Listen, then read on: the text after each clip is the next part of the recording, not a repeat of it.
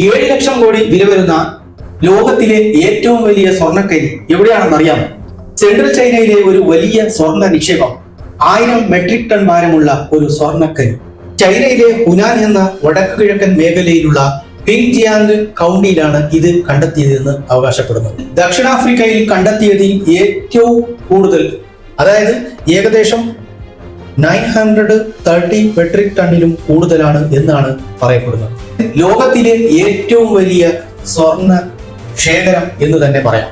ഇതിനു മുമ്പ് ലോകത്തിലെ 10 സ്വർണ്ണ ഖനികളാണ് ഉണ്ടായിരുന്നത്. പക്ഷെ അതിലും ഏറ്റവും കൂടുതൽ ഉള്ള ഒരു സ്വർണ്ണഖനി എന്നാണ് ഇത് അവർ പറയപ്പെടുന്നത്.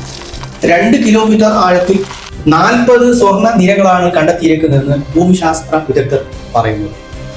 ചൈനീസ് സ്റ്റേറ്റ് മീഡിയ റിപ്പോർട്ട് അടിസ്ഥാനത്തിൽ ഏകദേശം $83 ബില്യൺ കണക്കാക്കപ്പെടുന്നത്. 2021 കണക്കനുസരിച്ച് ചൈനയിൽ 10% സ്വർണം ഖനനം ചെയ്യുന്നുണ്ടെങ്കിലും ഈ പുതിയ കണ്ടെത്തലിൽ ചൈന തന്നെ ഭൂരിഭാഗവും സ്വർണം ഇവിടെ തന്നെ ഉപയോഗിക്കാനും വേറെ രാജ്യത്ത് ഇറക്കുമതി ചെയ്യേണ്ടതിന്റെ ആവശ്യവും ഇല്ലാതായി വരുന്നു.